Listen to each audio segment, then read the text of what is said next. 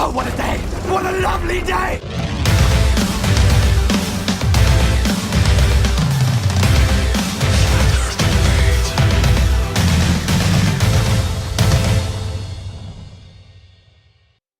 Welcome to Flat Earth Debate Live and After Show.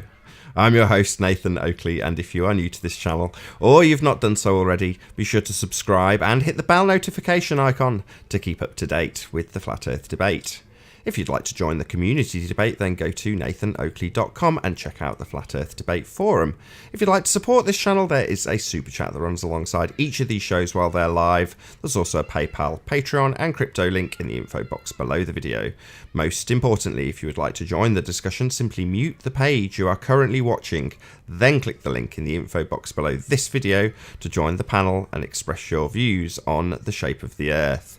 If you do join, please don't swear. If you do, you'll be ejected, and if you are, please don't try to rejoin the stream using sock accounts. You'll be warmly welcomed back on the next stream. Please also share the show on social media. Sharing the show obviously increases the live audience, but this in turn increases the chances of a more diverse panel, so please share the show. And one last time, if you're new to the channel or you've not done so already, be sure to subscribe and hit the bell notification icon to keep up to date with the Flat Earth Debate. Now, we are joined by The Plain Truth, Slick James Johnson, Ranty Flat Earth, Physics Warrior, Paul, Life is Short, Flatten Earth, Chocolate Saiyan, and P. Mars. Good to have you one and all. Hello.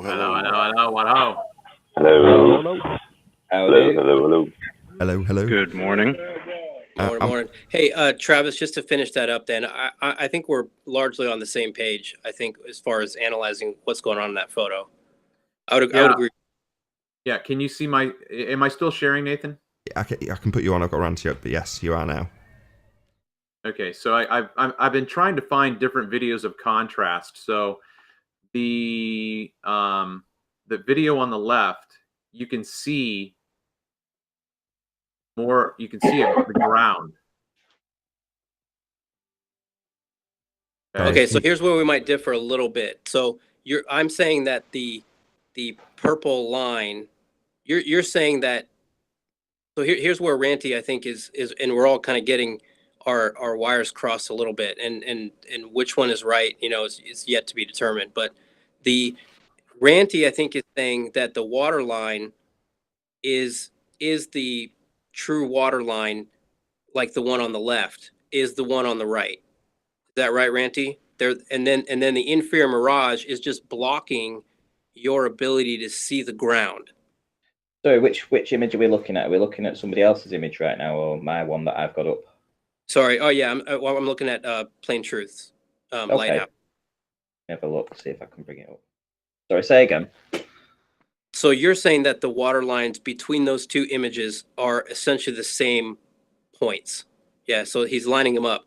So you're saying that the inferior mirage is just blocking what normally would be there. And I think where I'm differing is that image is potentially been dropped behind the purple, the horizon line. And it's okay. It's okay to have it pressed beyond the diffraction limit, but that you're actually seeing the inferior mirage is just water. But it's not water, and I can show you why. But possibly if you could stick me up, Nathan. I think Life is Short is going to be quite blown away when he sees this, because this will kind of like. Yeah, you're on.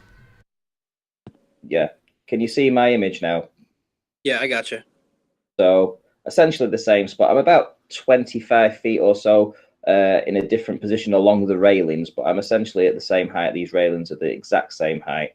That's why the post is just ever so slightly out of the way. On the right hand side, we've got the inferior mirage. On the left, we've just got a very beautiful day where we're seeing stuff. You can see how the inferior mirage has dropped the perceived horizon on the right hand image. So obviously you got the water here. Obviously the water's substantially lower on this particular one with the inferior mirage. But look at all the blockage in the middle. Look at all that blockage. You should have a clear line of sight to this, but you haven't. And taking a true line through the center, where the inferior mirage is, what you're saying is that the inferior mirage is below but it can't be because it's also higher. So it is blockage. It can't you can't just say that it's over the water, you know. Well, no, I don't know. I'm just looking at it. I just would say that the inferior mirage point, if you draw your mirror line through the where it's mirroring, everything below that point is water. Okay, well, if you look on the left-hand side, can you see that you've got, that isn't water, that's actually a sand dune. So behind the post, above the waterline here, you've got the sand dune.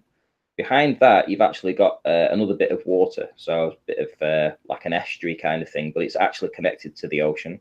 Behind that, you've got some smaller townhouse buildings next to the waterway, and behind it, you've got the buildings of Barrow. So you've got 4 different areas here that you're looking at, and you don't see any of them apart from the big buildings. All that inferior mirage is just blocking it all out. And if you take a direct line of sight through that, essentially you should see the buildings at least. You should see the estuary behind. Parts of the sand dune you should still see, but all of it is blocked. All of it is miraged out. Well, let me explain it this way. What if you were to draw your inflection or your mirror point through that right image, okay? And let's say you were to just cut and paste the water and replace the bottom part of the reflection just with water. And now let's just analyze that photo and compare the two. You would say, some of the stuff appears to be blocked from the bottom, right? Mm-hmm. In that case, we're not looking at a mirage now. We're just looking at, water and then a line, and then the bottom of the beach there is a little bit obscured. So hang on, wait a minute. You can't just say it's a little bit obscured, because my elevation here is about 50 feet above actual sea level, and there should only be around about 45 feet of curvature between myself and those buildings in the background. So essentially we shouldn't see them, these little buildings. Well, no, I know that's a separate issue though. Don't even curvature or anything. However, we do have a direct line of sight on a very clear day, and everything's very clear. But when you've got this inferior mirage, everything that you should see isn't there. And yet the inferior mirage line, so this midpoint here, you've also got blockage above as well as blockage below. So it's not just below, you've got blockage above as well. So imagine you was looking at a boat. Imagine this is a boat, and the buildings that are here in front of the big building is, let's say, the hull of the boat, the bottom of the boat. So you can't see the bottom of the boat because the inferior mirage is blocking it out. I get it. So when you're saying blockage above, though, how do you know that it's blocking above and not the image is just pressing lower? Because you've got the post in the foreground. That post is only 4 miles away.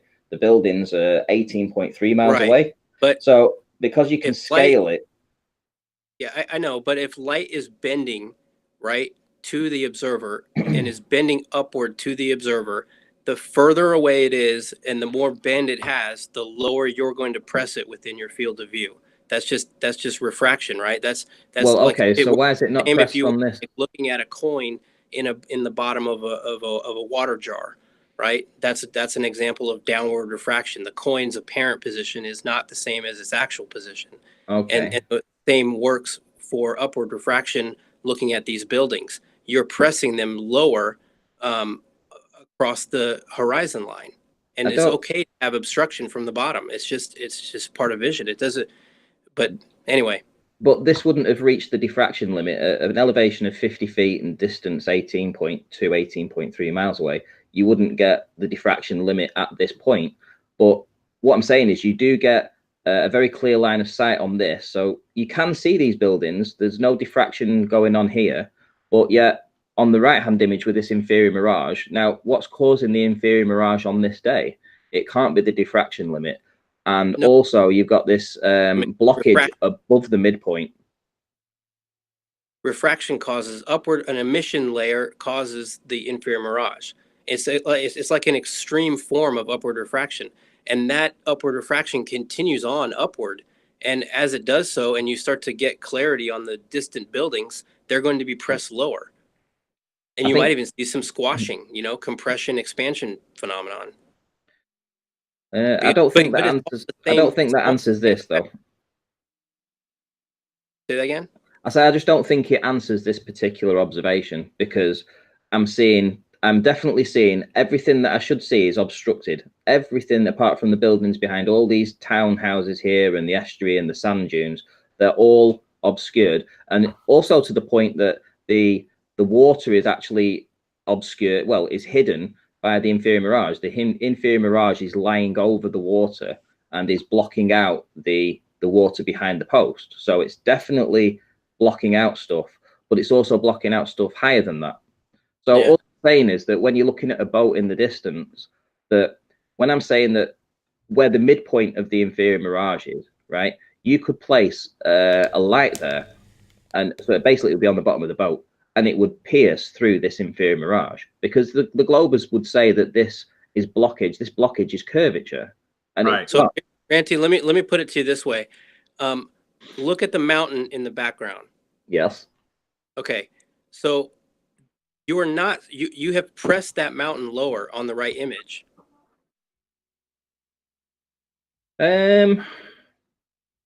Hard to say. It's from a totally. It's like from 30 feet different, so it's not an exact match for the same placement. That's the one thing I would say. Right, So sorry to interrupt you guys. Sorry. So Travis has been waiting for a while to present something, and we've been joined by Tim Osman, I believe. How you doing, Tim?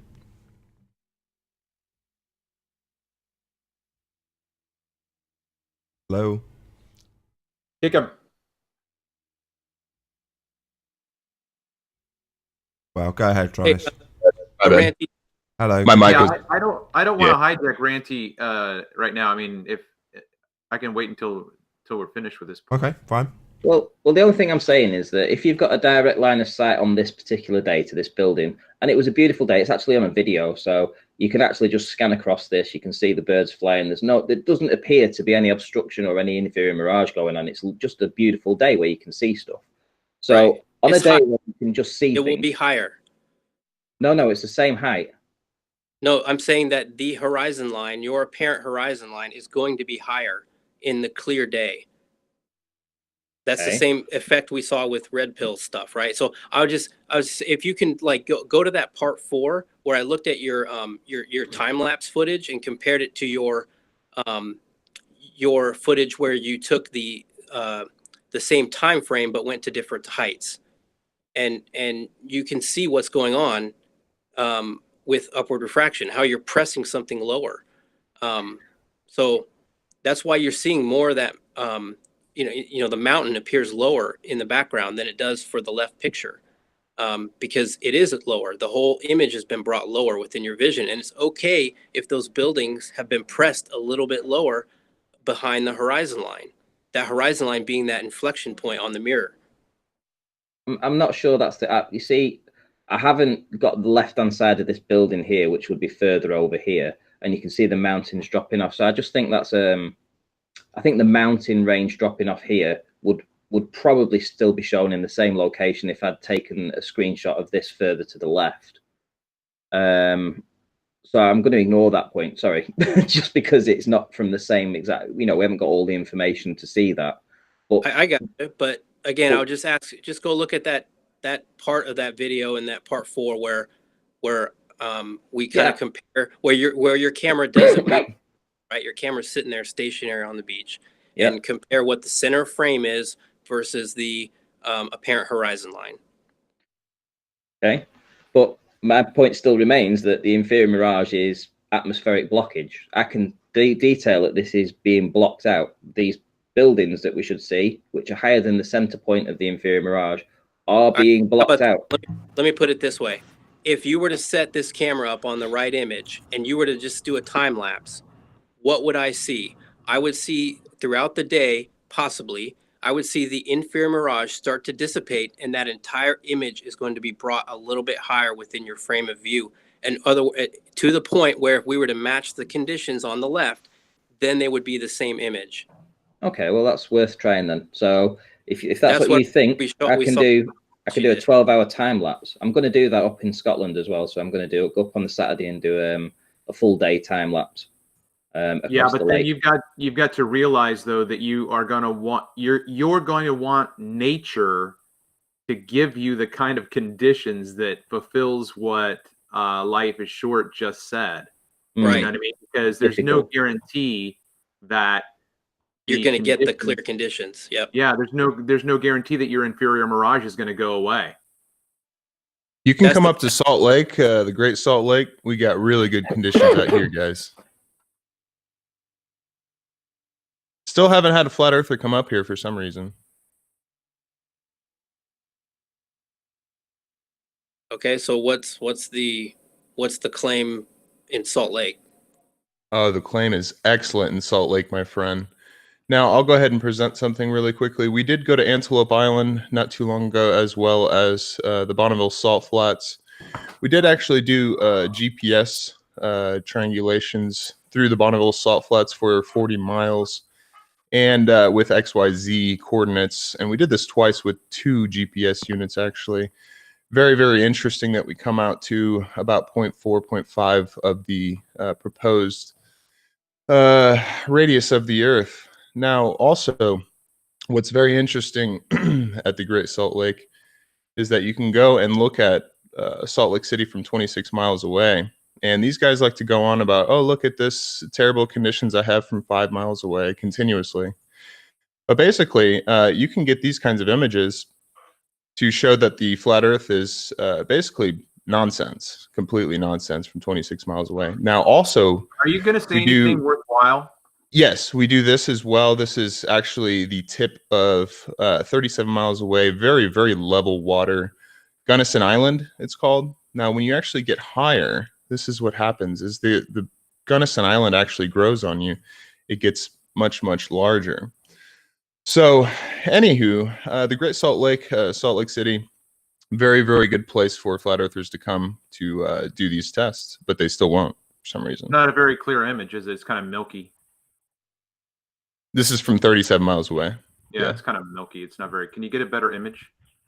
Well, refractive effects are not there like yours, so this is a very good image. And I've got as to you can agree. see, I have 100 different images. I just I pulled can up hardly these see two. it. It's hardly even visible. What's the distance again? I don't know, 37 miles. Timmy, would it be good to would it be worthwhile suggesting that, you say you've got no inferior mirage going on this day, and I've just showed you Panda Boat with no inferior mirage, but you did see a lot of compression. Would that not sort of like trigger something in your brain that says that maybe this is being compressed at the bottom? No. These compressed things. Okay. Well, look at this. I mean, I can bring up the original images of these, Yeah, and I can that'd be actually great. count the That's windows. what I've been asking you to do. Yeah. I have them all throughout my videos.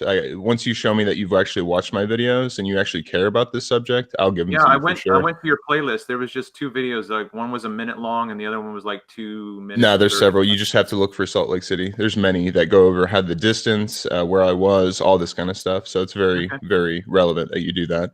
So this is 26 miles away, and you can actually count the windows, Ranty. So yes, can't there even are see the sometimes windows, I bro. have about I can't 3 even see the times. windows.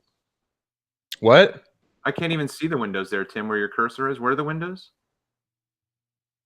You can't see? Well, you can't see curve either, even though you show it every day. So Oh yeah, so that that's, doesn't doubt me. that's a side issue. You said that I could see the windows. Where are they? Yeah, these windows right here. You can't see windows here. Oh, you talking about those little tiny like Yeah, black windows. parts? Yeah. Yep, those are windows. I was just Yeah. asking which one you were referring Okay. to because I couldn't see. So It yep, wasn't a very that's good image. windows. Yep. Can So you anyway, go that image real quick? Can you go back? I'm sorry. What you just had up. Can you Which go one? back there? The windows one. hotel in the background. So you're at different heights, right? And you're going to assume that you're looking at the same exact thing, and you're just raising your height. But I'm gonna to assume me, that. Why wouldn't I assume that? If I literally had a camera and I raised my height and I took pictures at different heights, what assumptions there? Why are you assumption saying I'm would be assuming that things? you're looking through less refraction as you raise your height, because the I refraction didn't make that there assumption. would be- You can make that would be- assumption for me, but I didn't. I'm making that assumption. Okay. And Well, so, I disagree with that assumption. well, but if you compare, it looks to me like if you go to your 25-foot and you look at the top of the hotel, it looks more expanded than at your, what is it? What's the upper one? 1.5 foot observation. 1.5 foot. Yeah, the 1.5 is compressed. You guys can say that, but you don't know the zoom on this at all. You don't know what I've done to these You're images at saying that's all. the What have you same done to the images, Timmy? What have you done to them? Well, when I do a comparison, I'm actually trying to compare them up. So perhaps I'm at different zooms with this. It's not a conspiracy. I mean, look at right here, how Zoom- this is Zoom further does out not- this way, Zoom does and look not at how cluster. this is. I lined them up right here, but this right here is kicked out a little bit, probably because I didn't do it correctly, or this didn't have enough on this side, so I was trying to make it somewhat square. How would Still, Zoom it's still pictures from these heights, guys, and it still begs the question: why 210 feet of this building is gone, and 100 feet that leads up from the water's edge to the building, and why this matches the globe, just Okay, like Ranty's images? Why Thank does you. Ranty's and my images sorry to match the interrupt. globe? guys? Sorry. So I just grabbed whatever I've got on screen to do a quick, like, rough scaling of those buildings, and he's right. The lower you go, it seems. The higher you go, the wider they seem to get. So on the images that are on the top, the buildings seem to be smaller. As you get lower to the ground, the buildings seem to be becoming more compressed, Tim. So I've already, I was hoping that you actually listened to what I had said about that. So these images could be at a slightly different zoom. Obviously, it's a little bit back on the causeway, but so it's not necessary that they're Just at before the you take same it off exact screen, zoom. can you Why go back would to- I have, sorry, Tim, could you Impressive. just go back to it a second? You seem why to would be- Zoom make things you bigger? seem I to don't be know, wanting because to that's come what it off that. does. I Do you mean, wanna look at just- this right here. Sorry, Tim. Do you want to go back to your comparison shot just for a sec? Yeah. Thanks. So, do you see on the left-hand side, you've got on the 25 foot, the 5 foot, and the whatever it is very low. You've got this like piece of land coming down on the left-hand side. Just for the audience's benefit, I'll highlight what I'm talking about. This piece of land here on the left. Just beneath How are you where it says highlighting it? 25 foot and just beneath where it says 5 foot, you've got a piece of land. And to my eye, they are all basically perfectly lined up. So you're saying the zoom level's different. Why aren't these in different positions then? Because to my eye, they're all in exactly the same position. Oh, you can't see my mouse. I was trying to show you, I guess. So it's matched up on the left side, obviously, but as you continue to go to the right, it starts to get a little bit unmatched. So the thing is I can pull up the originals and remake this to have it scale. But really, guys, when I scale things a little bit this way, a little bit that way for a comparison, it's not going to unobstruct the buildings. So this Okay. is the point here, guys. And No, and I we can understand go that. on about I understand how you that. want to bring up every other thing but what's happening here in front of your face. Thank you. But Thank you for the point clarity, is- Tim. Tim, you're kind of gish galloping. So why, in that case, okay, fine. You're saying No, that you just want me to you're not gonna take it off screen you- again, you are you? guys You're gonna just take it off wanna not screen so we answer can't this talk about question. it? You're gonna talk all over me? What's the deal here? Do you not want to play fair, Tim? So we still haven't got an answer to why the buildings that you're now covering up for some reason. I don't know why you'd be scared of having this conversation about your own pictures. I have the originals pulled up right here. We've got Moron. this comparison that you don't seem to want to use anymore. Do you want to keep the comparison up? That's what we're talking Yeah, about. keep the comparison up, Timmy boy. So No, I don't need to do anything you guys say. oh well, Look at you this don't zoom have on this to. one. We just What if I assert that use you're this one with scared this of talking about comparison? this. Then, shall we, Tim? You're scared of looking at the comparisons. Is that what this is? Fear. Let's- Fear. Yeah, Oh, totally. jolly good. There we Totally. go. He's not as scared So after let's all. throw this. Wow, that was a simple Yeah. trick that worked well. So Let's throw Tim, this one up the, here the buildings, and before for you a talk all comparison as over well. every word I say as this is your only tactic, why are the buildings getting more squashed as you lower your elevation? Seem to be covering the comparison, Tim. What the hell are you doing, Tim? So what if I was to Tim, put Tim, this you don't seem to be picture for the playing very fair. comparison? When you talk about the comparison, it's nice and clear, whereas when we talk about it, you're covering it with garbage. So do you want to move that crap off and just leave it with what you've been using Just on leave it like right here. the same I've already exact explained video this, like, and the several same times exact to crap you you've been guys. using for about 7 months. So this is the same garbage you put up on every live stream, and we'd like to talk about it How is without it you garbage? constantly adjusting it. Do you want to stop adjusting it? No, let's fix it. For What, you guys. fix it? Well, you're going to change it. So now is there any obstruction still? Sorry, we're Or talking about what's going on here? Tim. We're talking about the fact that this building at the top is considerably more squashed than this building at the bottom. I've already said you don't know the aspect ratios of these pictures. Oh well, there's not Good enough Lord. information. You Let's don't just know take the it off zoom. screen. You don't Then, know do you want to anything. give us the aspect ratios for every picture right now? Well, it's a P900, so you should be able to figure that out. Sorry, do you want to give us the aspect ratios for each of those individual shots as it's you presenting it? So what if is we the- haven't what got is your enough guys' point information, here? this is your information. So you're telling us you what is haven't your done a guys' good enough point job here? of giving us the information, I Tim. think Is that the we've lost problem Nathan, here? guys. Well, you're just talking all over me. So, Well, Tim, what's your point here? I'll The try point and get is it in without you haven't ruled out talking. track. Yeah, my point is, you've just what's said... wrong with the Oh, you are going to obstruction talk all over me. Is this your only tactic? You're having your ass handed to you, are you, Tim? Scared So to hear what's what I've with got the to say, are you? obstruction? Tim, Scared Tim, to hear stop me? talking. Scared to hear me, Tim? Is this fear of me? You should be scared. Okay, Tim, now Scared? shut your mouth. I Yeah, fixed the picture. It's now lined up. Who cares? so, Tim. Now the picture's lined up to where you guys wanted it. So what's up with the obstruction, guys? So why is it becoming more and more squashed as you lower your elevation, Tim? It's not. It is. I can see it's visually on No, screen. it's not. How so? You keep covering it up with stuff. No, I'll pull up. Hey, Ranty, look at this. So you're just This is a jumping around comparison. from picture We'll to picture. Are see- you scared to talk about this, Tim? Is this fear of us flat earthers You're just talking going about to your continue crappy to say images? that. Yeah. So go ahead. What am I scared of? Well, it's all squashed. As you get higher, it gets more How is it squashed? lengthened. So you can see the buildings getting What are you uncompressed. comparing it to? Your pictures, unless you're telling Okay. me I don't have enough information to compare them, in which case I'd fault that with you as it's your information. So do we have what's enough wrong with information them? to discuss this, Tim? Because a minute ago you said we didn't have enough information. Given that it's your information, I'm going to lay that blame at your door, Okay. aren't What's I? wrong with it? You tell you- me. can You you said go- we couldn't. You said can we you go down to know the very when we started to bottom pull it image? apart. You said we didn't have enough information about the aspect ratios. This is your information, so you don't have enough information about the aspect ratios, Tim. No, I know the aspect ratios. Well, do you so wanna give it anyway, us and tell us what now we I need- have this lined up, guys. So now where it's lined up, can we answer the obstruction problem? So What I've- obstruction? you see how the 25 foot is now matching with the 5 foot as far as my laziness that I did with his comparison. So now it just took a few seconds to fix. So why is there more obstruction lower to the ground, 26 miles looking at Salt Lake? Foreshortening.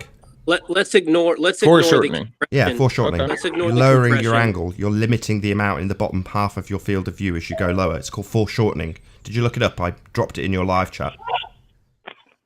Foreshortening. That's Correct. the new one, huh? It's not diffraction No, or no, no, perspective. it's not new. It's swells just or I labeled waves. it incorrectly. It's not Aries. Not new. It's not Aries Not diffraction. new. No, not new. I was calling it Not angle anymore. of attack incorrectly. It's foreshortening is the correct term.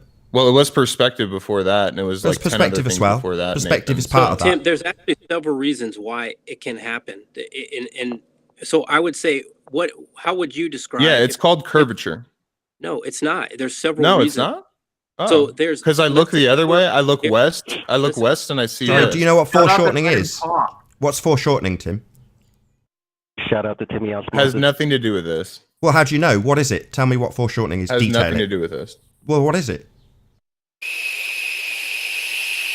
Has nothing to do with this. Well, you don't know what it is. How would you know? Tell me what So anyway, foreshortening this is. is what flat Detail. earthers do. Give me They a can't description of answer actual foreshortening. questions. You They keep just telling me it's bring got up nothing to do with random it. shit that they Tell talk me about this what it week, is. then You talk actually over sound you like the one who completely. can't answer a Sorry, question, Tim. I want you to tell us what foreshortening is. You've declared it's got nothing to do with it. Now tell us what it is that's got nothing to do Oh, with let it. me look it up real quick for you. Oh, so you've declared it's got nothing to do with it, and you haven't got the vaguest notion what it is? Oh, so you're asking me a semantical question that you're No, I've asked you what foreshortening is, and you've declared quite boldly that it's got nothing to do with it. Then I ask you to tell me what foreshortening is, and you say you're going to go and look it up.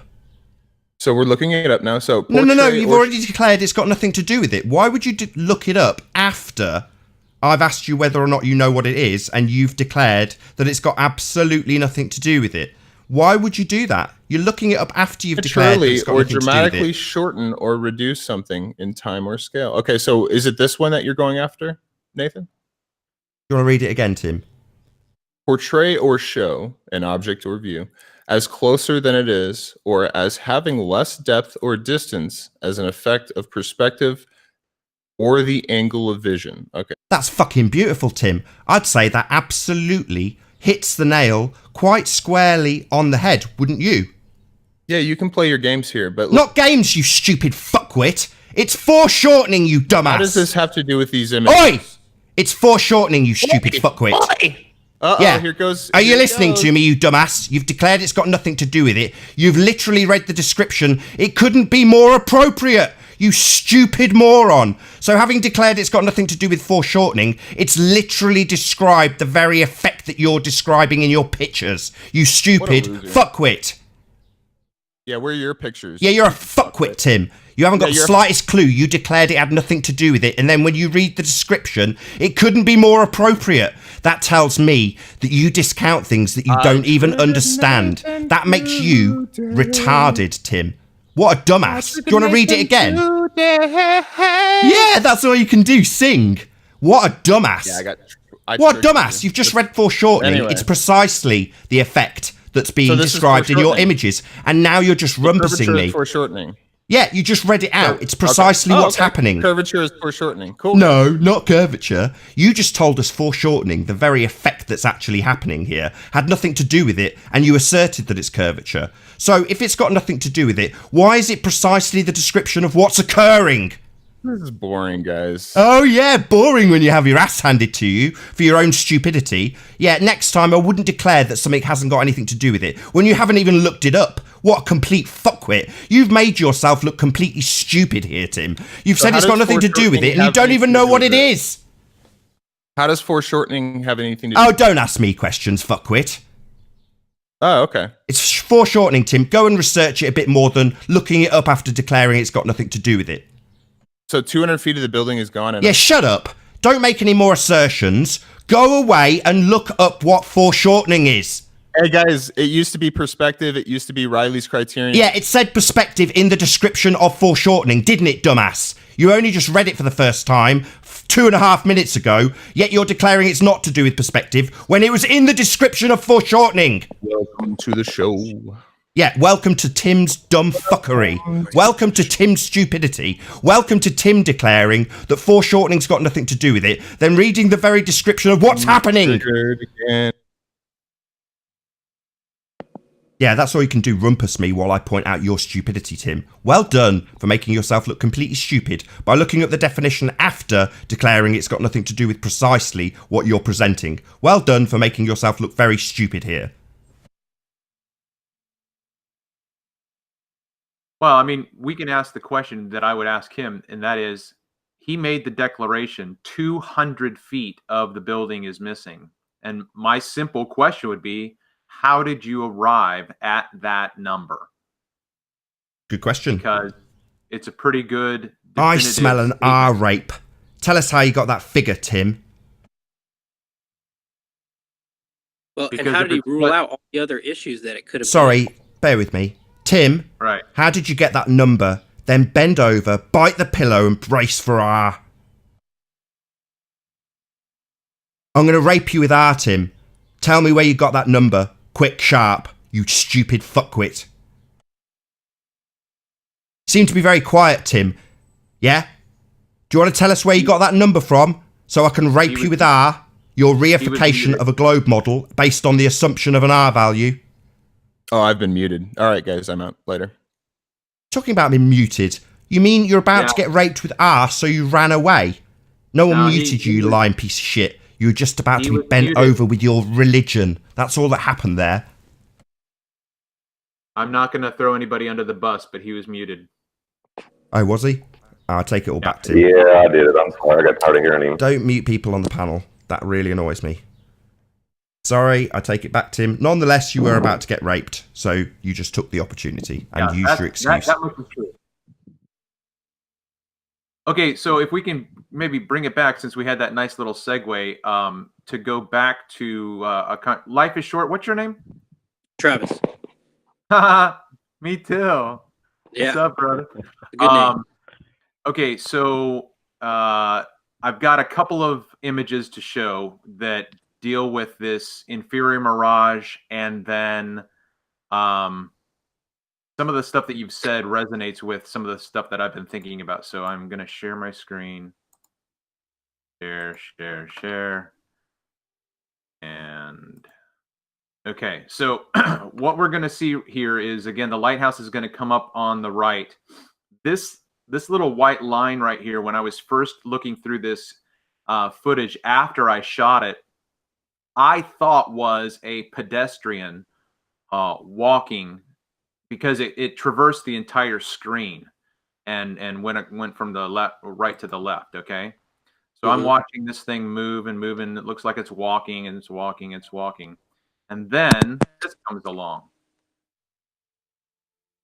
That looks Got two creepy, more right possibly here. the stick man. 2 more right here, 1 right here. Okay. Is it a boat in Okay. the foreground? I didn't hear you, Nathan. Is it a boat in the foreground? We just can't see the bottom of it. No, there's no boat in this Okay. image. Yeah, there's a water bird right here, Oh, but yeah, okay. that's about it. Okay. So you can see these images going in and out, bobbing. Okay. Yeah, they're birds. Okay. Yeah. Perfect. So those birds are nearby, right? No. No, I mean No. they're more near than the lighthouse. They're more near than the distant house behind the lighthouse, right? That's a good question to ask. Okay, so here we go. I got it stopped right here. Okay. But they. Yeah. So Sorry, I'm just too keen. Sorry, Travis. Go ahead. Draw a line where that bird is being mirrored, right? I don't know how to do this in the video player. So Or just imagine a line going through. yeah. Well, I would just cut it in half. I would just Sure. cut it in half. Right. Okay. Now go back a little bit. Now assume that is nearer to you. Okay. Now go up in the frame and draw a line where those trees in the background are getting mirrored. Right. Those two lines are different. Correct. They're I at see. different heights within the frame. Yeah. I see what you're saying. Yeah. Okay. Okay. So the further back something is, or the further away something is, the higher that line is going to be. I would say that's a general assumption about these photographs. Okay.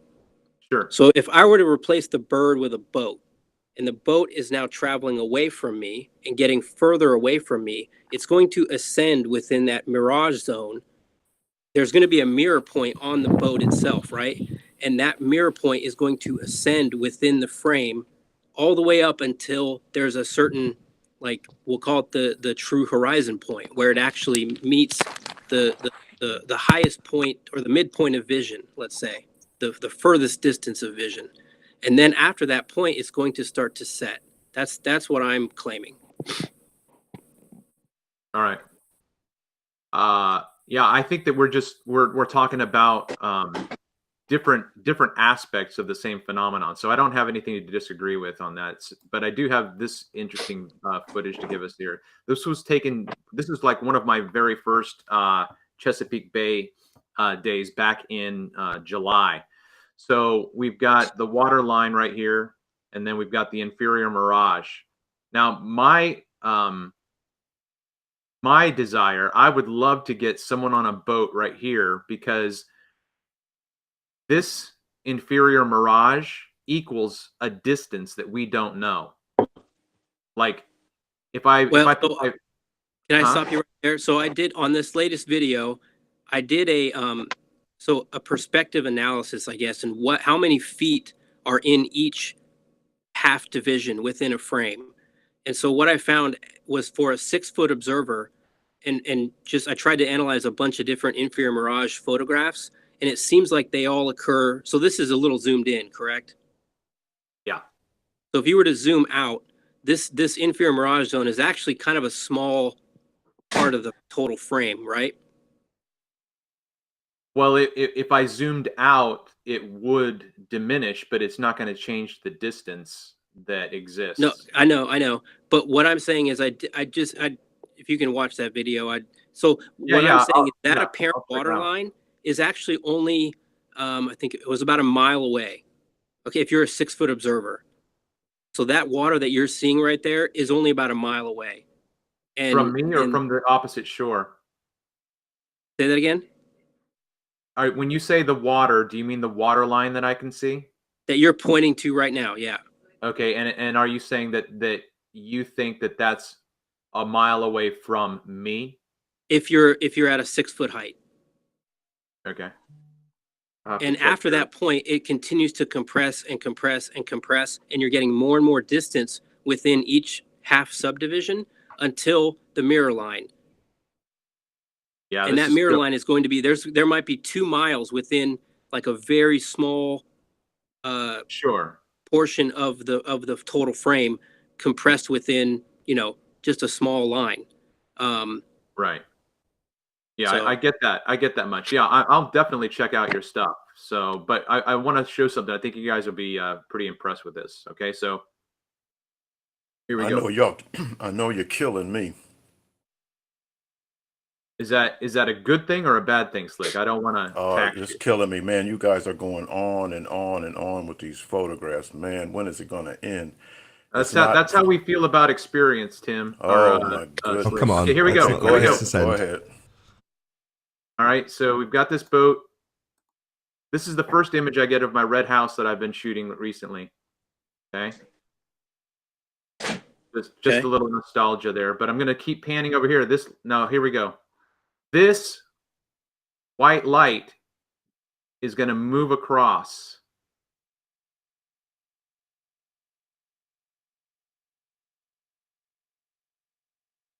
Yep, perfect. So I'm assuming, I guess that's a light from a boat. There are no roads over there. It's just land. So So you're saying it's like I'm going to say, obviously, because we can't determine, but yes, I'm going to say that this is a boat.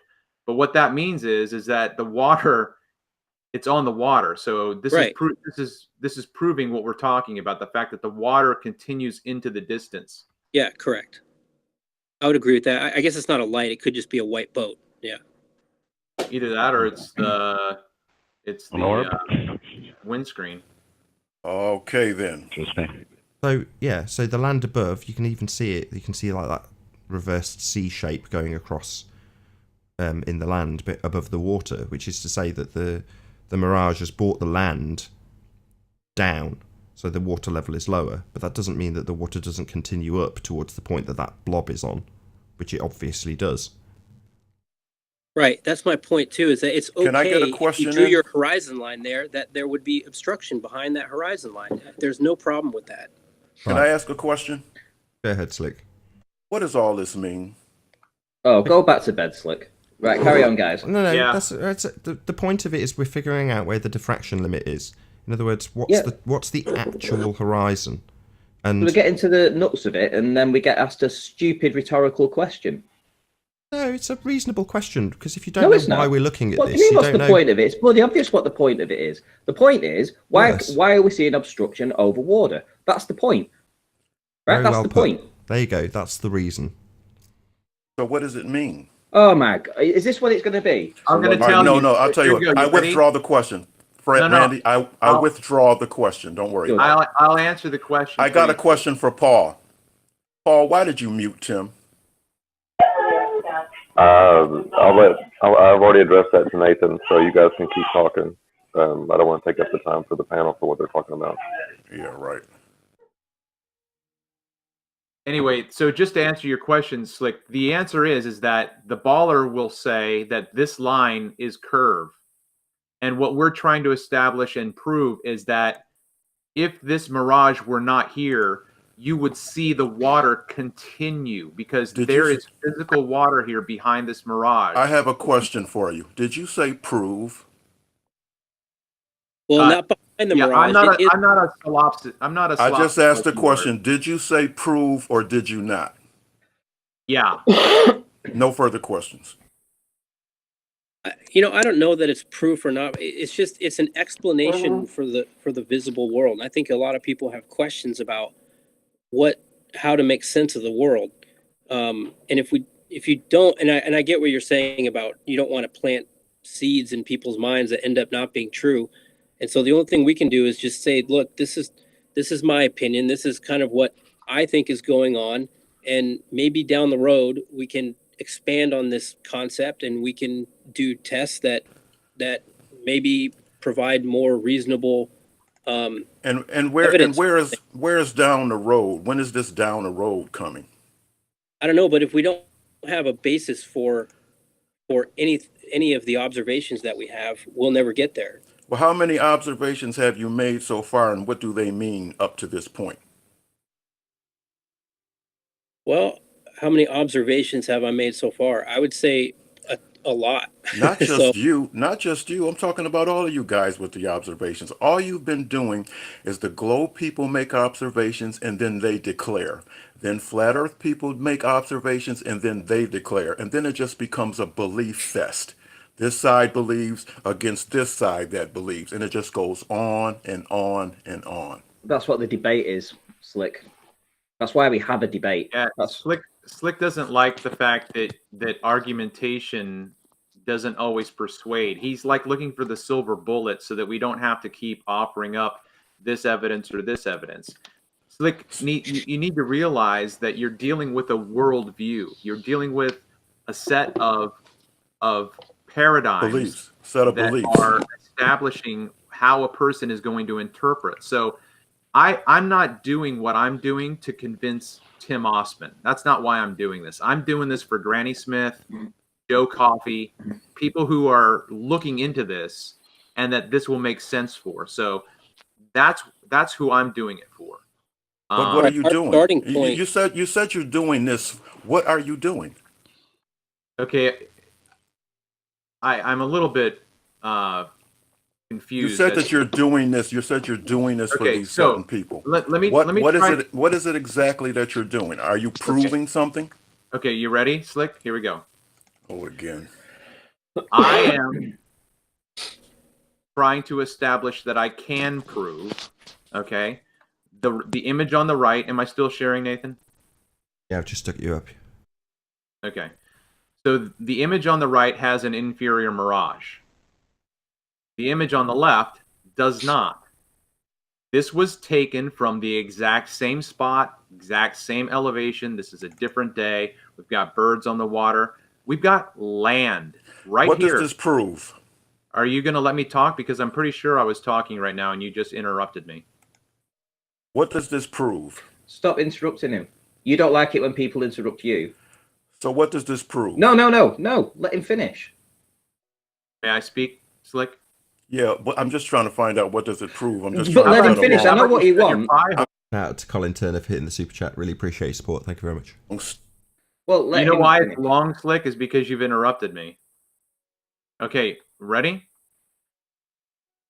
This image, we can see land. So there is land there. This image there, we can't see the land. Okay, so as I said before, this mirror is blocking what's behind it. So this is proof, Slick, that there's land that's visible, which goes back to what I said before, that proves what I said that it proved earlier. I'm done. I think Slick left the call. Thank you. I wonder if, so to me, there is some objective truth out there, whether or not we don't probably know it. We obviously don't know it yet, but it doesn't mean that there's not an objective truth that can be found.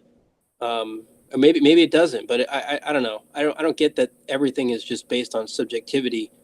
In other words, that if I look at an image, it's just based on my experience of what that image is. There is a shared experience among everyone. Well, we're equivocating with what they do. So what they do is they go out and they observe and declare, and that's a reasonable objection from Slick. However, what we are stating is they're not going out and measuring curvature. There is no curvature to measure. All they can do is offer you up a number of feet obstructed, right, Travis?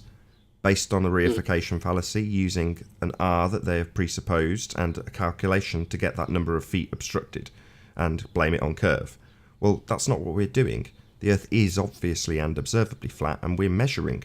Taking measurements isn't the same as asserting that you've got an R. We're just looking at what we see and then measuring what we see. I don't see there's any problem in that. Just looking at the world. We're just looking at it through I think completely... what we're at is they're observing and declaring, right? And we're coming at it and we're observing and kind of declaring an alternative. That's kind of how I look at it.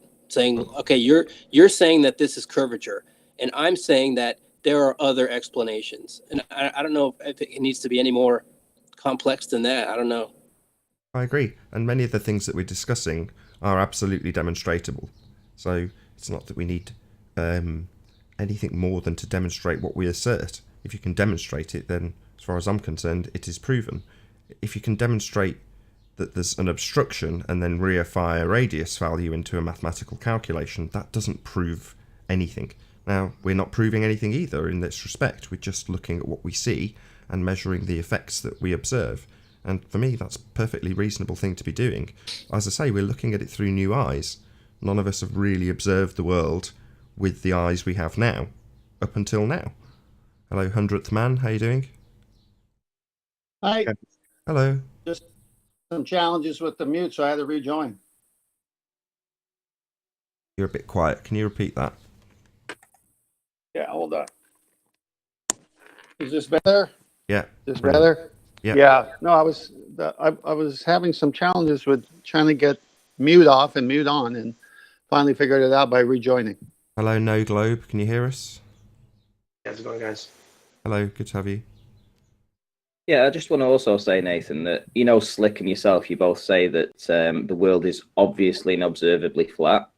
We wouldn't be having that debate if it was the case. You know, we can demonstrate through optical stuff that it is flat, but saying that it's always observably flat isn't the case. 9 times out of 10, when I go down to the beach, I see obstruction and the globers will claim curvature. And that's how they've been able to suppress this information for as long as they have. Sure. If it was observably flat all the time, everyone would intrinsically know that the Earth is flat. Well, I mean, I beg to differ in 50% of your regard, which is to say that, yes, you can go out and you can observe obstruction. Well, the assertion that follows from the globe side is spurious, because it's used with a reification fallacy, i.e. begging the question proof of nothing perspective hijacking curve calculator. Now, while we go out and look at the obstruction, the same phenomena, if you want to call it that, we don't attribute anything to it. We just go, that's an obstruction, because that is what you see. Yeah, so trying to demonstrate that, I don't see why Slick needs to come in and say that we shouldn't be looking into it, or what's the point of it. It seems divisive tactics, really. Fair enough. I Hey, think- Yvonne, how you doing? Can you hear us, Yvonne? Yes, I can. Good to have you. Got about 5 minutes left on the live show, just so you're aware. Yeah, Hey, Nathan. Hey, Hello. Nathan, can you hear me? Yes. All right. So I caught a bit of the earlier show where the fireworks were going. I wish I would have started at the right time, but it's funny how that video of that building, did he say it was 27 miles away? I believe so. I think he had 25. Oh, no, How that was many? 25 feet. 27 miles away is what I think I heard him say, the distance of those different shots at the different elevation. Am I right? We've had 3 different presentations. Which one are you talking about? Travis, Ranty, Osborne. or Tim Osman? Osborne, the guy with the Utah building, and He's talking I think- about Tim. Fine. Yes, Tim I think- Osborne. I think it was 27 miles, yes. Well, if that's right, that would be over 480 feet of curvature. How come those buildings aren't leaning backwards or sideways if we're on the ball?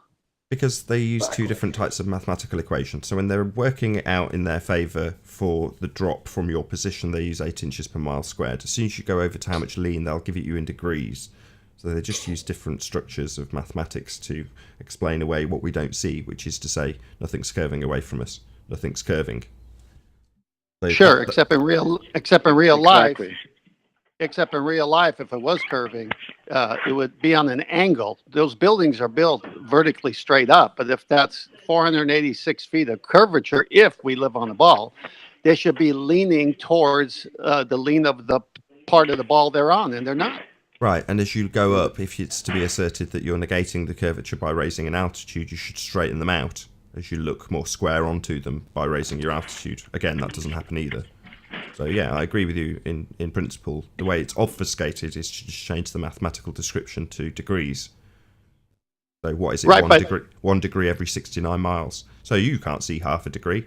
Okay, right, but we can see the curve of the Earth obstructing it from the bottom up. So it's just double standards, basically.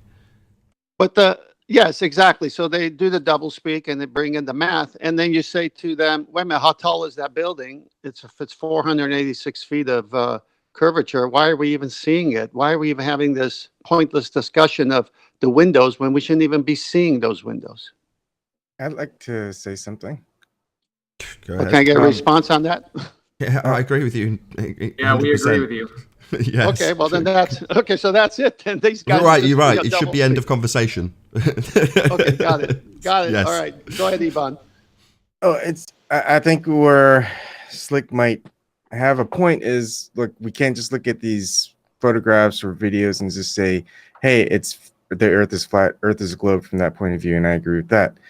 I think when we have to be careful is we got to state what we're trying to prove. For example, when we see or show a specific point of evidence, whether it's a photograph or a video, that's proof that what is being observed is not what those declaring that the Earth is a globe is stating is being observed. So there's a little bit of difference because we can't say really. that again. It's proof. It's not just. It's so when we're looking at a picture or video, we don't want to state that it's proof that the Earth is flat or it's a globe. We just want the proof is in those trying to prove that the Earth is a globe. Flat earthers don't have to do anything. Yeah, but we observe it as flat. Now, it's just proof that what is being observed in the pictures and the videos is not what those declaring that the Earth is a globe is stating is being observed, in which they state is curvature. Hey, Ivan. You remember last week where I gave Slick an example of the ATM being robbed, and the camera had a picture or a video of a 6'5" person robbing the ATM. Then when they had the police line up, they put a midget there of 3 feet tall, I think I said. And then Slick said, "What does that prove?" I said, "Well, that proves that the midget gets to go home and the 6'5" guy goes to jail. That's what that proves." Slick doesn't want to look at those things because he wants to change the word belief to experience. And that's his prerogative, and I respect him for it. But when I see with my eyes, that's proof to me. Now, if I have to prove it to you, I'll pull you next to me and we can both look at it. So I don't understand how you escape objectivism or reality or a world of matter.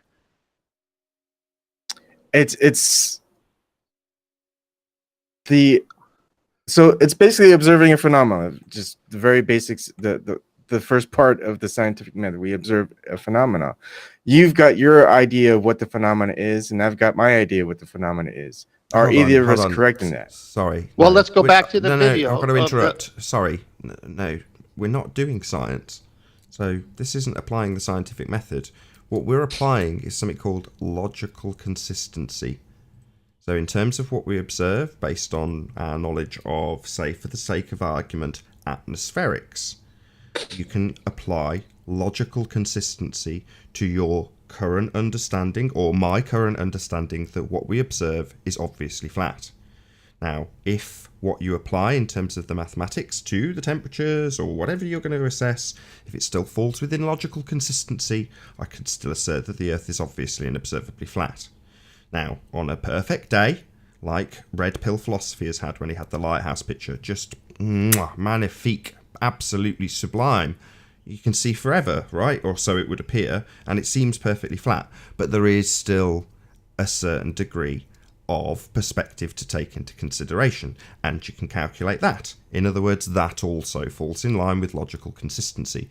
So where Ranty would assert, or has asserted on this show, that, well, no, it doesn't appear flat to me. Well, yeah, it does. There's effects that you also observe, and you can apply your current knowledge to them. And what are we acquiring here? Well, we're acquiring that understanding. We're acquiring that knowledge by making repeated observations and drawing logical conclusions. Now, that's not scientific, and it could be proven incorrect. Frequently is during the debating process. That's the point of the debating process. Rather than us just putting it up and saying this is correct, this proves something, someone like Slick comes along and goes, does it prove it?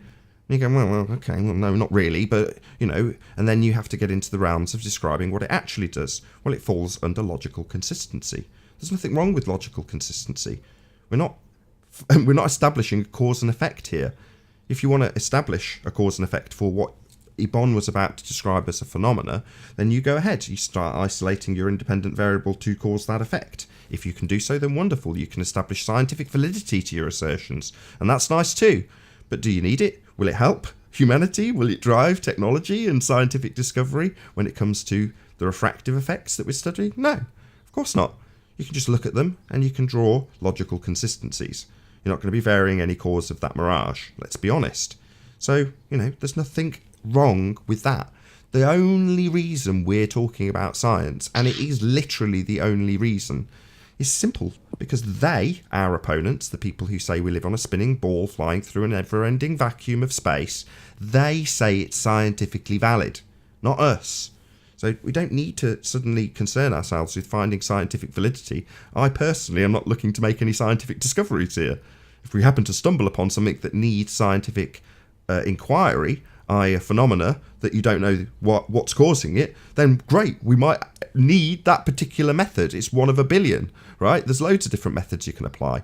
But the relevance to it is that they, pseudo-scientists, masquerading as scientists, say that this is science when they say it's a globe. That's why we're asking for the standard. Doesn't mean that logical consistency is suddenly not a useful way of making conclusions. And it doesn't mean that those conclusions are proven to 100% a degree.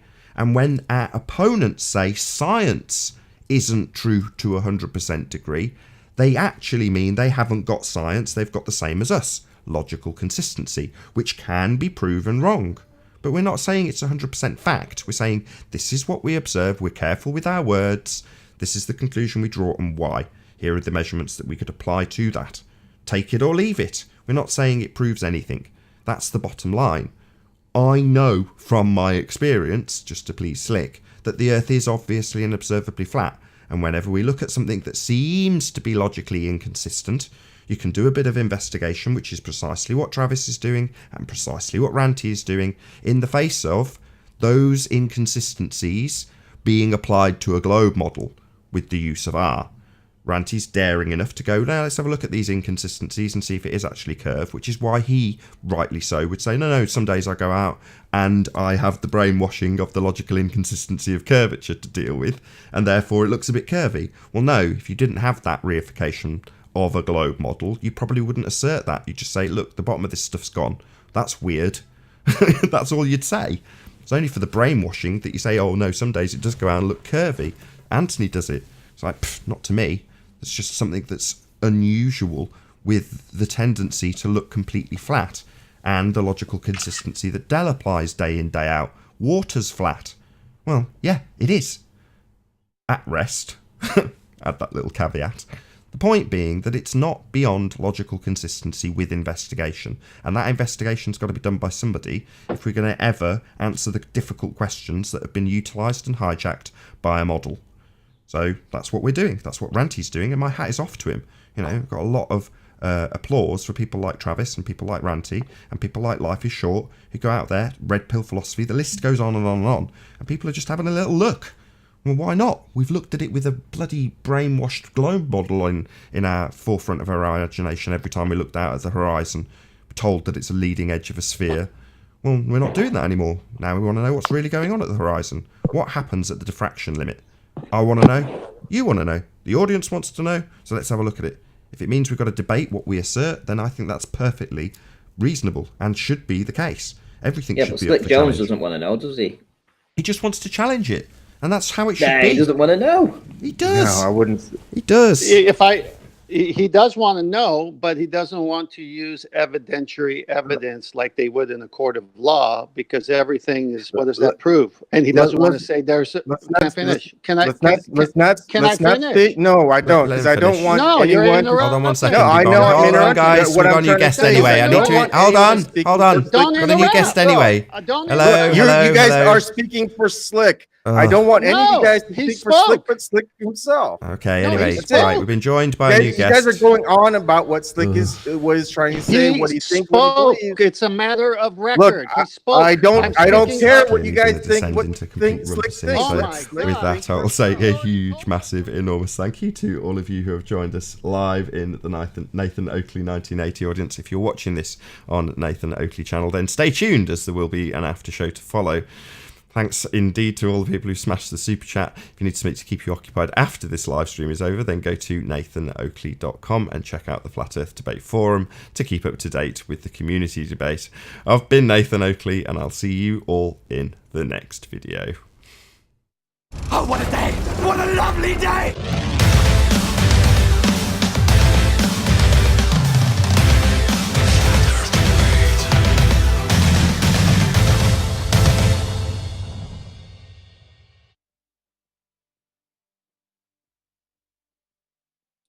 I would say the best thing out there, if people can take the time to do them, are time lapses.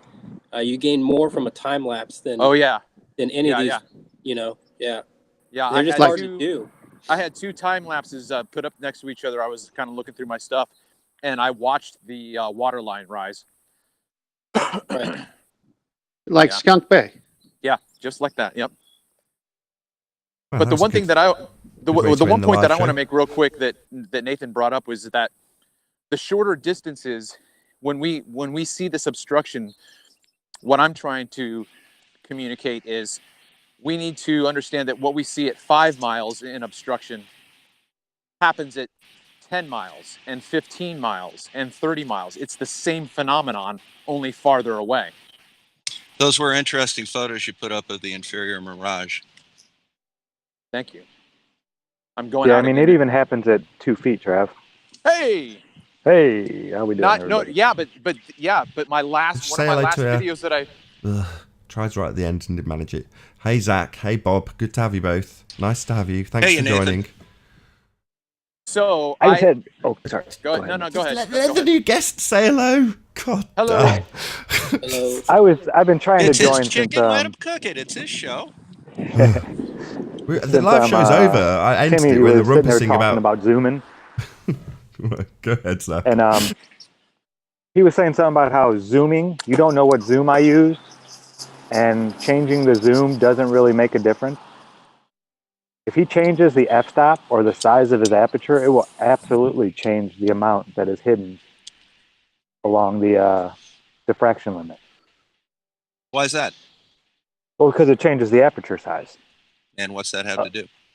A larger aperture is Let's more means light a in. smaller, yeah, it lets more light in, but it makes your angular resolution limit smaller. So it makes that angle smaller the bigger your aperture size is. Is there a does? way to do that? Okay. Yeah, when you zoom in, your f-stop will get, I think it's larger, which makes your aperture size smaller. Yeah. There's also a limit. If you have a telephoto lens, you have a limit to your aperture size. Yeah, he was talking about the P900, and I know it goes from, I forget what, but it goes up to like an 8 f-stop. Okay. So if you're zoomed, 60% in, or if you're at the 5.6 f-stop, and then you go up to the 8 f-stop, your aperture size is going to change. It's going to get smaller. But that happens automatically in the camera itself. In the camera, yeah. It's part of the, yeah. But it will change the amount that you see. Sorry, that is let me being just get something in diffracted. there, Zach. Sorry to interrupt you, just because it's so critical. So, yes, that happens in the camera. So, the diffraction limit is the camera end. I just want to make that clear. So, when we're talking about refraction or atmospheric effects or dirty air or whatever the bloody hell you want to call it, that's out there. It's what's happening in the thing that you're looking at. Whereas the diffraction limit is at the camera end or your eye end, and as Zach's pointed out, it's based on the aperture, or that's where your mathematics at least would start to calculate when things are going to start to disappear based on their distance, is due to the aperture. So yes, you increase the f-stop on your camera, that's going to change the diffraction limit because you're increasing the aperture. How would you calculate that, Nathan? Hey, can I just real quick? I would totally. That's absolutely correct. In my opinion, again, refraction is occurring prior to the light hitting the camera. Once the light hits the aperture, it's going to diffract. And I would just say, Zach, my opinion of zoom. I've kind of looked at this back and forth. I don't think zoom changes the diffraction limit of the observer. I think the thing that changes the diffraction limit would be changing observer types. So going from binoculars to a telescope, or going from a zoom camera to an iPhone, P900 to an iPhone, because the greatest aperture is going to be the greatest or the best resolution, right? And when you're zooming, you're reducing it. So in my opinion, all you're doing with zoom is just blowing a picture up within your view, but it doesn't necessarily change the diffraction limit. It doesn't change what you can see as a visible horizon. But if Right. the f-stop though. Here, Well, yes, you're right, and yes, with the f-stop, it is changing the aperture, but it's tightly calibrated, isn't it? So I think I'd probably, if it came to a row about it, Zach, I'd probably have to side with Life is Short on account of the fact that you'd have to calibrate the optics. So presumably if you just increase the aperture size at massive zoom, it would just completely fuck the picture up, wouldn't it? Yeah, it wouldn't be Well, in I focus think that if you anymore. change the aperture, what you do is you change the depth of focus, don't you?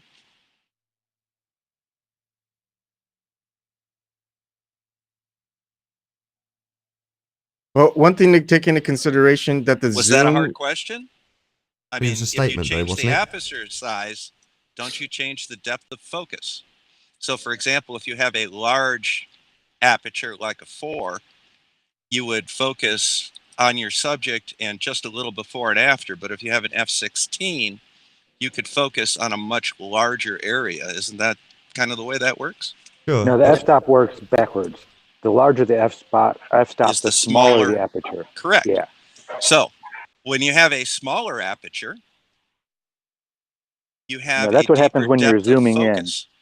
No, if you have a smaller aperture, you have a deeper depth of focus, whereas a larger aperture, like, comparing an f/16 to say an f/2.8, you have a very tight focus that's right around your subject, whereas Yeah, on an but f/16, you're you would see a lot of things between you and the subject and after the subject in focus. Yeah, you're equivocating though. What we're saying is, rather than changing the depth of field within the camera, if you increase the optics and their calibration entirely to go to something that's calibrated to have a larger aperture, like a telescope, in other words, you're going to get a greater resolution and a decrease in the diffraction limit. In other words, you will see further because of the bigger aperture, as opposed to changing it on the fly with zoom, which will be calibrated to that specific device, which was Life is Short's point. So as you go from an iPhone up to a P900 and from a P900 to a telescope, that's where the aperture difference makes the difference, as opposed to getting the focal length right. Well, I'm not a professional photographer, but I've taken a few pictures in my life, and I think the aperture not only controls the focus, but controls the amount of light that is exposed to the film or the plate, right? Yes. So if you have a zoom, you're bringing in a lot less light, so your aperture must be larger, right? In order to get enough light to take the photograph. Isn't that the way that kind of works? Your zoom gets, as you zoom in, your aperture will get smaller. It'll go up on your f-stop, but what you do to find your aperture, you take the size of your lens. Larger or smaller. Yeah. You take the size of your lens and you divide it by the f-stop, and that'll give you the size of the aperture. So if your f-stop is getting larger, your aperture size is getting smaller. So Zach, that's my problem with the zoom though, because what happens to D, the denominator in Rayleigh criteria, when you do that? Yeah, it actually gets larger. So you're going to see less as you zoom in along that horizon. The amount that's diffracted. The aperture gets smaller, right? So D gets smaller. No. Well, yeah. Okay, so what happens to the angle? The angle gets larger. Yeah, that's what I'm saying. The more you zoom in, the actual more that will be diffracted along that line, along the horizon. That line will get actually bigger. Okay, I mean, I can agree with that. If you're saying the resolution angle increases as you zoom in, I can agree with that. Yeah, but what I'd you're agree doing with that is as well. You're describing zooming. That's what you're doing there, right? Yeah. Right, but that's different to physically increasing the apparatus aperture. Right. Well, as he mentioned, the f-stop divided by the aperture is your formula, right? Is that the correct? lens. Or the no, size the of the focal lens. length. Yeah, the focal length divided by the aperture is the formula. Same amount of light on a larger lens, wouldn't you you'd have to change the aperture size, right? Well, yeah, like I said, if you have a larger lens and you how have would you two that are change the both aperture?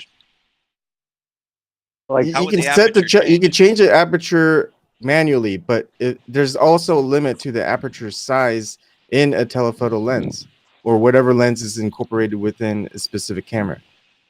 Yeah, Now, it has to be within a certain range, or else it'll just be blurry. You won't have any clarity to it at all. I agree, and you also need enough light to do it. So if I had a 50 millimeter lens and I had a certain f-stop, say an f4, and I increased that lens to a 500 millimeter lens, what would happen to the f-stop? What would happen to the aperture size? It's also dependent on the ISO setting that you set for within a camera. So Same there for could both. be low light, but if you No, have we'll a use the camera same that for can both. take pictures, and why are you interrupting me? I'm just trying to get people to understand a little bit more about cameras. So if you have a camera that can actually take a lot better pictures without so much grainy images being taken at low light settings, if you have a camera that can take pictures at a higher ISO, you don't need to have as much light. So you can take a lot of different pictures if you have a good camera. It doesn't have to be very, very bright. And sometimes very, very bright isn't that great because you won't be able to take as good of a contrast of pictures when you take pictures in bright light. So there's Okay, a lot well, of things. Go ahead. You can go ahead. Let me rephrase my question then again. With everything else being held equal, if I have a f-stop of 4 and a 50 millimeter lens, and I change out that lens and make it a 500 millimeter lens, what would my f-stop be in order to have the same amount of light hitting the film?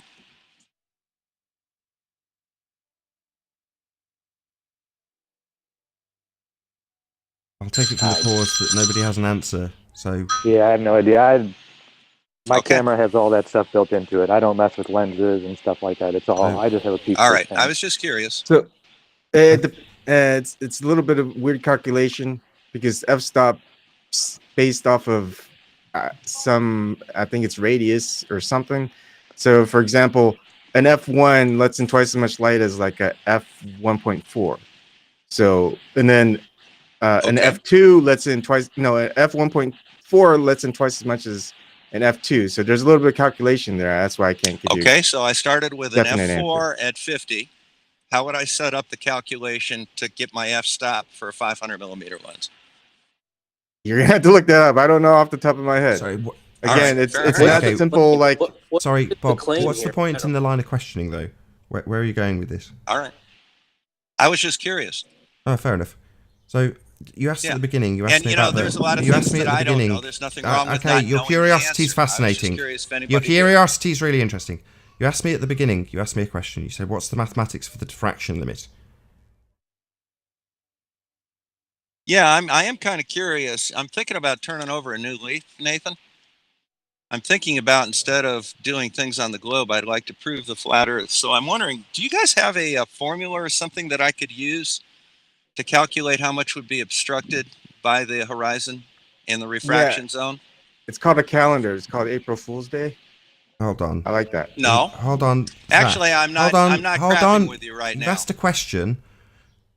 No, I'm not crapping with you right now. I'm Sure. not going to Yeah, show up. actually, don't I know have you a guys well calculation enough that to can be, give you the limit. Bob, guys. All right. Go ahead, Zach. Yeah. It's on my channel. You can find it in Perspective and How Our Eyes Work, the playlist I have. I What's can't your remember the exact name of what's the your video. YouTube channel? GUDTIMS, the number 4, ALL. And I No, pretty much just took, What's your YouTube channel? I'll look it up. yeah, GUDTIMS, the number 4, ALL. That's your YouTube channel? That's Yeah. your username on YouTube? Good times for Yeah, all. good times for all. So, Zach, you know the mathematical formula off the top of your head. You've recited it once before. Because we're still in the after show and it's going to be dedicated to the recording, can you just rattle that off now? Yeah, no problem. It's called Rayleigh's criterion. It is radians equals 1.22 times lambda over diameter. Lambda is just your wavelength of light. Yep. Yeah, I'm familiar with the Rayleigh's criteria. So that Yeah, all I did was I took that and I applied distance to it, pretty much. You say you're familiar with the Rayleigh Right. criterion, so you appreciate that things disappear with distance then? Yeah, the Rayleigh criteria once has you to have do the- mostly with Hold two-point on, discern- Bob, let's let Bob answer. discernment. Sorry, Bob.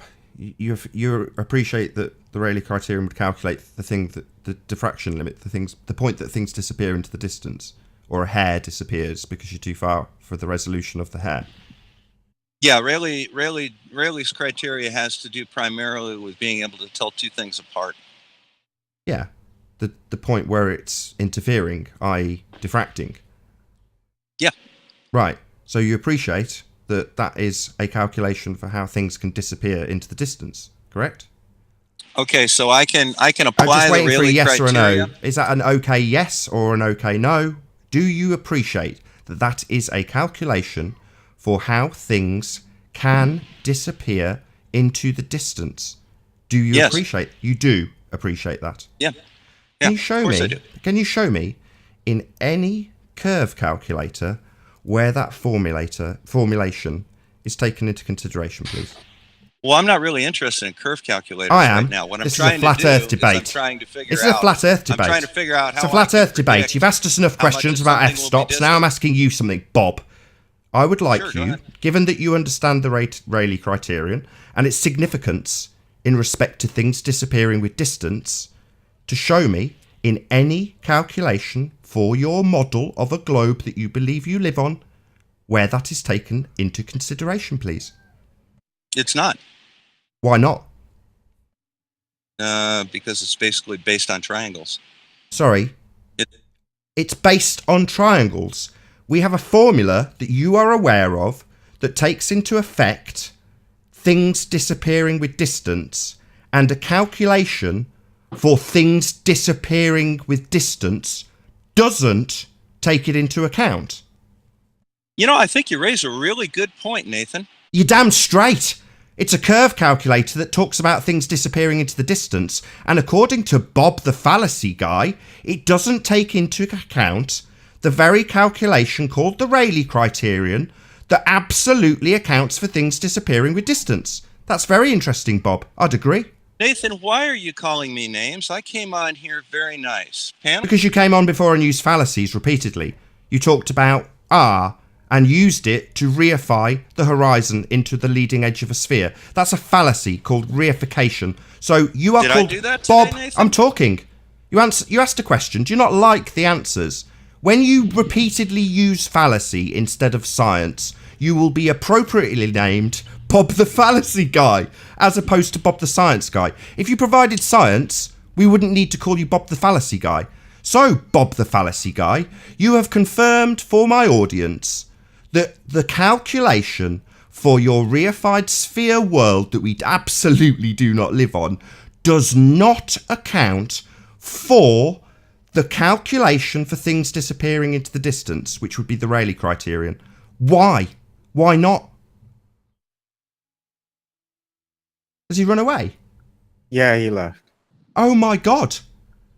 So he's realised that by conceding that he understands the Rayleigh criterion and that it absolutely deals with things disappearing into the distance, and conceding that it does not get accounted for in the global mathematics, he's performed one of the biggest blunders of the globe side probably in the last 2 or 3 months. I hope he realises that was Where's my recorded. 5K, Rory? Yeah, That's what I've been trying to tell that guy damn, for you a stole week my now. thunder. I was just about to get there for you, Zach. Right, absolutely correct, Rory. Just in case you're listening, you'll get a nice little trimmed out version of this on Zachary Zabala, GUDTIMS number 4. All will be trimming out this little section of this video and presenting it for the $5,000 you owe him. Zachary Zabala's owed $5,000 by a guy called Rory who asked about perspective, claiming that it was included. Well, we've just had a declaration from someone on his own side, Bob the science guy, that makes it very clear it isn't. So, somebody owes Zachary Zabala $5,000. His name's Rory. Yeah, I saw him still making the offer too today. Sorry to move this back a little bit, but when I was trying to explain the whole proofs and the photographs and the videos, you put it nicely, Nathan, but one of the things I want to try to do is make the definition as concise as possible. And so one of it is when there's the possibility of more than one result in what is being observed, and one of those results of that, one of the results of that observation is used in a scientific experiment, then that result alone cannot be considered as proof to validate the hypothesis. I know that's wordy. I'm just trying to find a way to make that as concise as possible. Yeah, well, that means that's referring to systematic experimentation. So yes, and I know, And that's what's being used in the globe Earth model to prove, because it's considered one of the proofs that the globe is, that the Earth is a globe. I see. What you're saying is that particular aspect of the scientific method gets hijacked also by globeheads. So they say, well, it's science. It's been done systematically. And it's like, no, systematic validation of a hypothesis by multiple sources to make absolutely certain that your apparatus wasn't incorrect, your hypothesis wasn't invalid to begin with, that you've actually performed the method correctly. That's why you continually perform the experiment ad nauseam, if you like. That's why John goes on about 5,000 versions of this and whatever, because people continue to do the experiments. So it's continually validated. It doesn't mean that suddenly, if you've got something that has been validated over and over again, the chances are they're looking for further discovery. You wouldn't have the delayed choice quantum eraser if you didn't have first the double slit experiment. So in other words, people will continue to do that experiment looking for further ways and more scientific discovery off the back of scientific discovery, so they can make theories, scientific theories. But that systematic element is also absolutely hijacked by globeheads. Well, when Ranty gets something like a guy going, well, have you repeated the observation? So you don't need to. That's an aspect of the scientific method that's just being hijacked to make it seem more or less valid when you take a picture of something. Hey, Nathan. Hello. 10th Man here. When I saw Ranty's picture, I see land and building, but I also see the water. Now, we know water finds its level when it's in a liquid form. So you know how you use, and this is just a question, you know how you use a second reference point for the Coriolis effect. In these pictures, can we deduce by our understanding of liquid water, right now I got a cup of coffee in front of me. The container is the cup, so it shapes to the cup, but the top is level, meaning the water, or the coffee in this case. So in Ranty's picture, it's the same kind of substance. It's liquid. It's not frozen. It's not in the gaseous state. So it's just in the liquid state. So we know water is going to find its level. So as we're looking at Ranty's picture, and we get to that place where perspective shows compression and all these different things that we're all pointing out, that doesn't change the nature of the water. So we can go by the second reference point, the water, and say the water's level, but my eyes, based on distance and how eyes work, show mirage or compression, all this stuff. Does that make sense? Absolutely. That's what I said earlier. It's logical consistency. Again, you've not expressed anything scientific in what you've declared, right? Observe and declare. Well, right. No, it's logically consistent. Water remains flat. Right. The thing in the distance is going to be at, guess what, sea level at your side and at the other shore, right? Unless you've got things like tidal bores and blah, blah, blah. Other things that you'd have to apply the same yardstick to. But ultimately speaking, you've got a general rule of thumb that sea level is sea level. It's going to be the same on your side as theirs. And if you've got something in between that's obscuring 3 or 5 or whatever feet of the shore on the other side, yeah, you can absolutely apply your logical consistency to it and say, well, I still know the water's flat. Precisely. So when we are challenged, what does that prove? Well, I don't have to prove because I already know water is flat. It's always flat. You can test it. I'm not saying in a empirical method. I'm saying just test it in any bowl, any cup, any container. It will always show flat. Working on buildings, we have a level, you have a bubble, and they use water to find level. So we already can prove that the level can show you a flat surface or no one can build a house straight. But that is empirical. I totally agree. I just don't want to. I just don't want to. No, I know. I just don't want to lose the point with Zach because I'm just so excited about it. So, any chance we can have a little natter about that? Sorry. You still there, Zach? Yeah, I'm here. So, I was where I was going, and when you stole my thunder, I was going to be passing over it to you anyway. But obviously, we were of like mind during that little stint, right? Yep. I could see you hovering over the mute button. I knew exactly what I wanted out of Bob then, and we got it. I'm just so chuffed, aren't you? What? Yeah, well, yeah, it's about time that somebody on their side admitted that this actually takes place. Basically, right. When they admit that small things disappear, they've lost. Exactly. That's perspective. That's the essence of perspective. And Rory has challenged it turns out me, although I've never watched any of Rory's videos. I've clicked on one of them once to approve it in a comment. Turns out this guy's got a shitload of videos on me, creepy fucker. Anyway, Zach comes on and points out, was in the comments arguing with him about this $5,000 that he's owed, right, from this video ages ago. And basically this stupid idiot has basically challenged somebody to show where perspective is not included in the curve calcs, because of course it's included, right? No. And then we've got Bob the science guy saying, well, yes, I am aware of Rayleigh criterion. What perspective? Things in the distance disappearing. Yeah, that's perspective. And now we've got him admitting that it doesn't account for it. So basically, Bob came in and sealed the deal for good times for all. Good stuff. Yep, sealed the deal. Yeah, I'm not expecting the money, though. I mean, come on. Of course not. He's a lying globehead son of a bitch. He's not going to pay you a penny because he's a lying, cheating globehead. It's just nice, you know? I mean, if he does pay up, I'll actually have some respect for him, but, you know. Oh, yeah, I would too. Yeah, we'll have some respect if he pays, where he's absolutely and definitely lost. Which he has. He's unequivocally lost this argument. We knew that months ago, right, Zach? Ooh. Yeah, we've known this for a while now.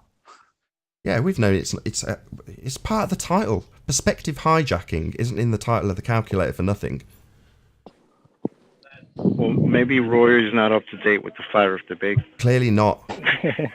You know, clearly not. We've discussed all that on this show with when. It's a shame he's not here now, but when Ranty was here earlier, you know, his turbines, you know, they're a real turning point. That's why it was a bit narky when what's his name, Ronnie, is it?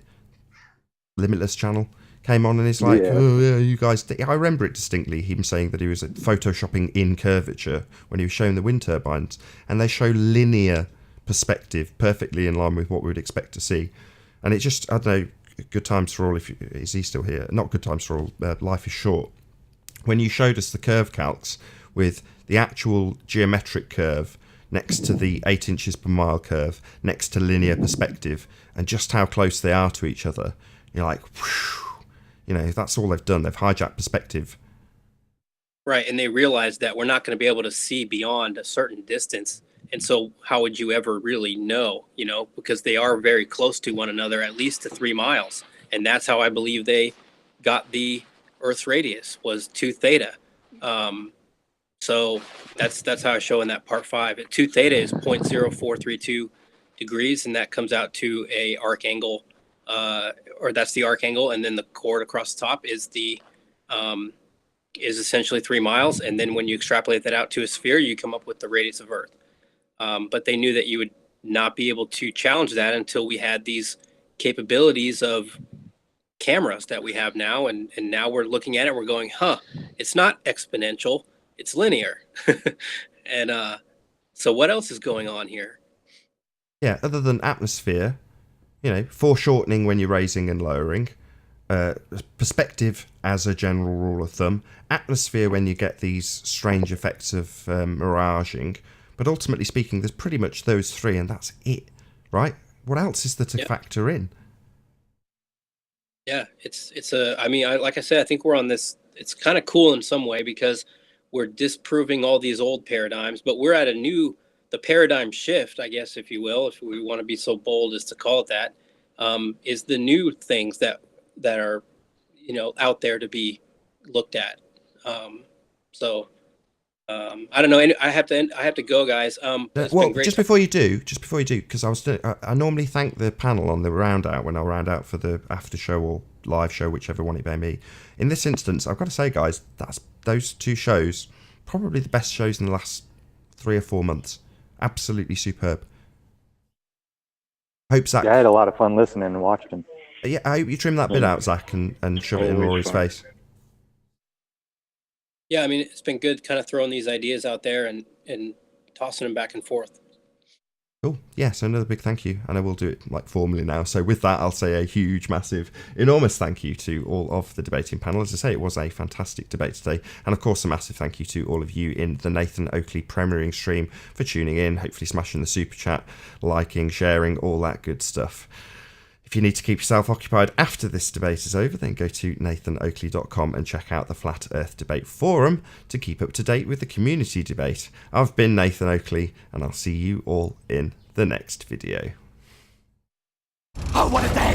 What a lovely day!